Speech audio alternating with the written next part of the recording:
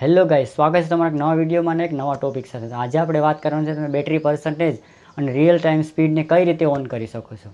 તો વિડીયો મસ્ત થવાનો તો છેલ્લે સુધી વોચ કરજો. અને હા, જો આ વિડીયોમાં તમે નવા હોય તો પ્લીઝ મારી ચેનલને સબસ્ક્રાઈબ કરી દેજો, લાઈક કરજો અને શેર કરજો. તો કોઈ પણ ટાઈમ વેસ્ટ કર્યા વગર ચાલો ચાલુ કરી દઈએ વિડીયો. તો મેં સ્ક્રીન રેકોર્ડિંગ ચાલુ કરી દીધું છે. તો હવે સૌથી પ્રથમ તમારે પહેલાં શું કરવાનું છે, તમારે પહેલાં સેટિંગમાં જવાનું છે. સેટિંગને તમે ઓન કરશો એટલે થોડું નીચે તમે સ્ક્રોલ કરશો, થોડું તમારે નીચે સ્ક્રોલ કરવાનું છે. સ્ક્રોલ કરશો એટલે અહીંયા દેખાશે તમને નોટિફિકેશન અને સ્ટેટસ બાર. તો હું તમને બતાવી દઉં છું કે અહીંયા તમને દેખાશે નોટિફિકેશન અને સ્ટેટસ બાર. તો ત્યાં તમારે ઓકે કરવાનું છે. તો હું ઓકે કરી લઉં છું. એમાં તમે ટચ કરશો કે આવી રીતનું તમને દેખાશે. તો પહેલાં તમારે બેટરી પર્સન્ટેજને ઓન કરવાનું છે. મારું અત્યારે ઓન જ છે, તો હું તમને ઓફ કરી દીધું, ઓન કરીને બતાવું છું. અહીંયા લખેલું છે બેટરી પર્સન્ટેજ, તમારે તેને ઓન કરવાનું છે. તેને ઓન કરશો એટલે તમારે બેટરી પર્સન્ટેજ ચાલુ થઈ જશે.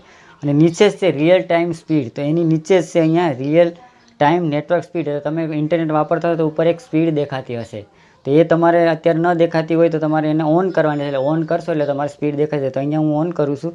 ઓન છું એટલે ઉપર તમે પણ ઇન્ટરનેટ ચાલુ કરશો તમારું નેટ, એટલે તમારે સ્પીડ દેખાવાનું ચાલુ થઈ જશે. તો આ રીતે તમે ઇન્ટરનેટ સ્પીડ અને બેટરી પર્સન્ટેજને ઓન કરી શકો છો. અને જો આ વિડીયો તમને સારો લાગ્યો હોય તો મારી આ ચેનલને સબસ્ક્રાઈબ કરી દેજો, લાઈક કરજો અને શેર કરજો. તો મળીએ પાછા વિડીયોમાં. ત્યાં સુધી ગુડ બાય.